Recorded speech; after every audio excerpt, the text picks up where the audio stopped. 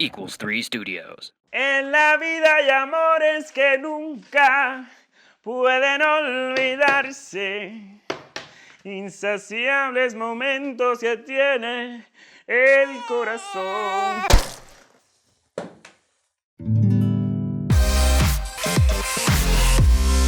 All right, guys, bring it in. As always, we have the best videos of the week lined up for you in order of which one I love the most. The last one being the one that I love the mostest. And I'm not joking when I say it is my favorite. That was already my clue. You didn't even know it was coming. I already hit you with the clue. Stick around and find out why I ain't joking. That was the second time, man. You guys are spoiled. Let's get started.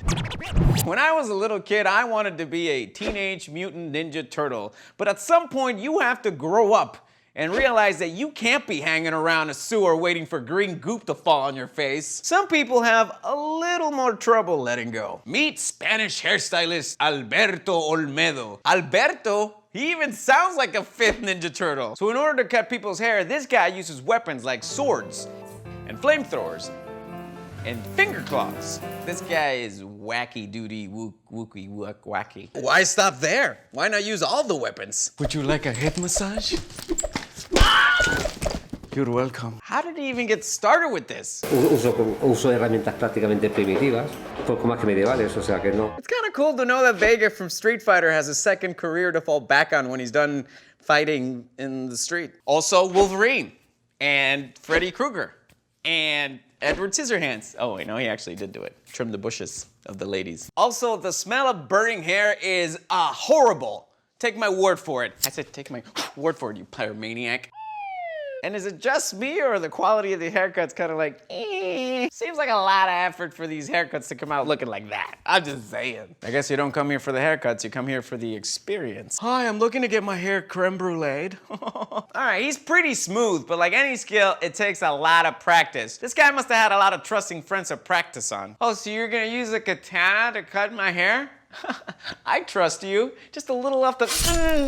Hair fatality. Nothing captures the imagination quite like a magician at the peak of his powers. Performers like Houdini, David Copperfield, this guy. At a zoo in Barcelona, this guy decides to see how an orangutan reacts to a magic trick. He puts his thingamajig in the cup and then makes it disappear.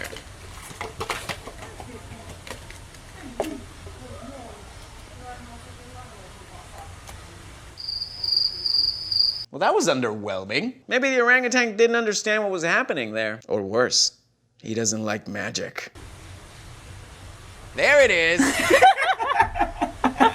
Apes, they're just like us. Actually, apes are not the same. Apes have a quadrupedal gait and humans have twice the cranial volume. Thank you for that. Thank you, man. You don't even know what you're saying, you fake nerd.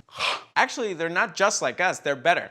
Have you ever been to a comedy club? I have seen some drunk-ass audience members. At least the orangutan has the decency to show a little bit of gratitude for the performance in front of him, even when it is a crappy magic trick. Because let's face it, this guy ain't getting into Hogwarts anytime soon.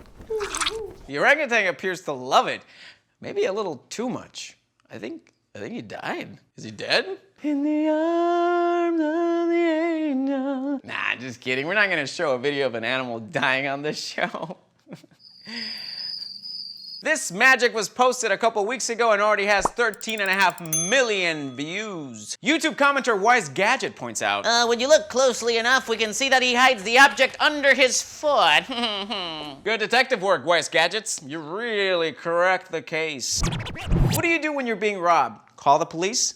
But what if you call the police and nobody answers the phone? That's what happened in Postmansburg, South Africa. Some people were being robbed and the police didn't pick up the phone, and someone from the neighborhood watch decided to go and check it out. Oh, this is spooky. This place appears to be abandoned. Is it a zombie apocalypse? Are they dead? Are they abducted by aliens?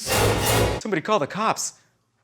Tell them they can't find the cops. So the cops are nowhere to be found, then all of a sudden, there they are. Aw, they're just tuckered out. These guys just needed a little nappy.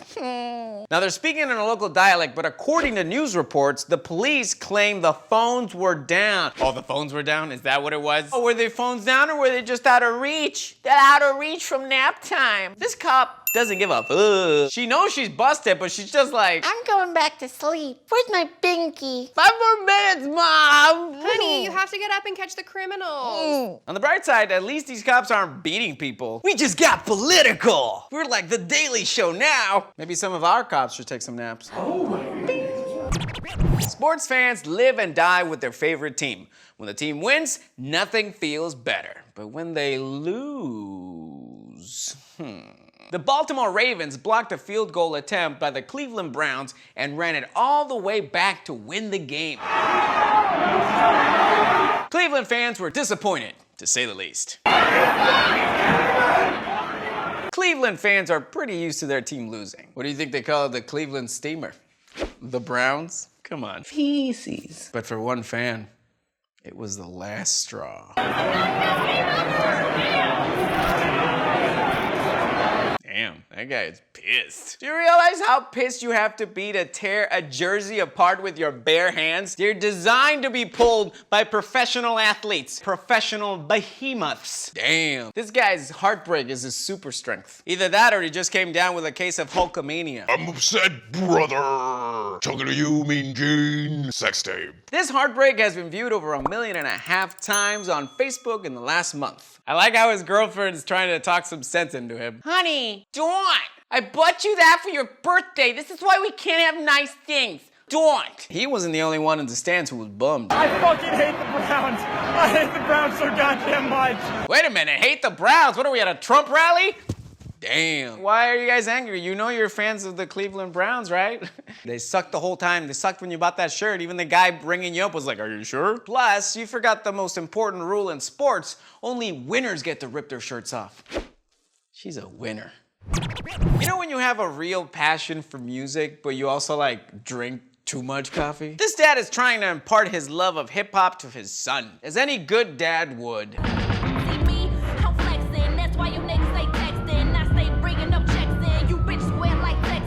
Yikes. Poor kid. I remember when my uncle tried to impart his love of merengue. Oye, papito, vamos a bailar merengue.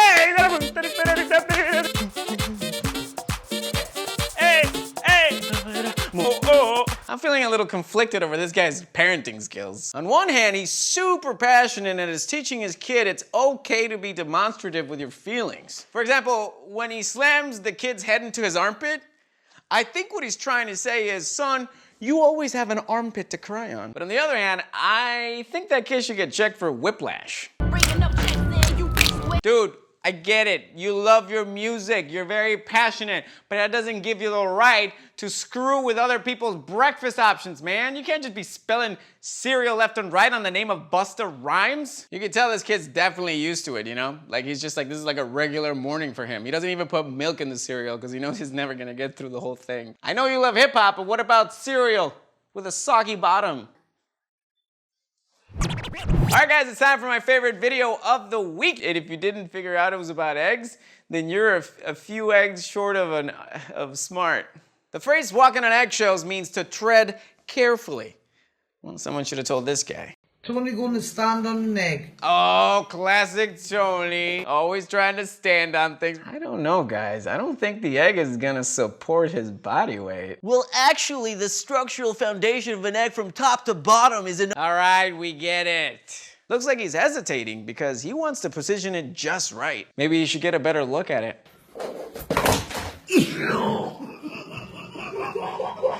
Ooh, egg on your face. It's hard to tell if they're drunk or from Europe or both, but according to the interwebs, this took place in Scotland.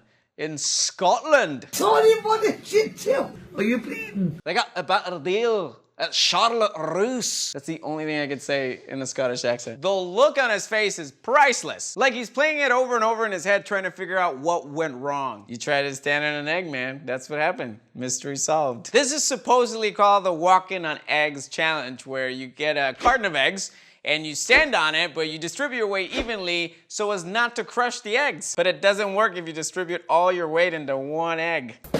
Doesn't matter how distributed you get. People just love challenges on YouTube, huh? First it was to raise awareness for diseases, now it's just for the hell of it. I got a challenge for you, no more challenges. Actually, I take that back. That was pretty funny. Thank you, Tony. I'm glad he wasn't hurt too much because we know what would have happened if they tried to call 911, right? 5 more minutes. Guys, thank you so much for watching. I am Carlos y yo apruebo este mensaje. I'm gonna leave you with a little bit of this because I brought it. Oh man, I knew this would pay off someday. Somebody gift this. Somebody gift it. Okay, we're done with that.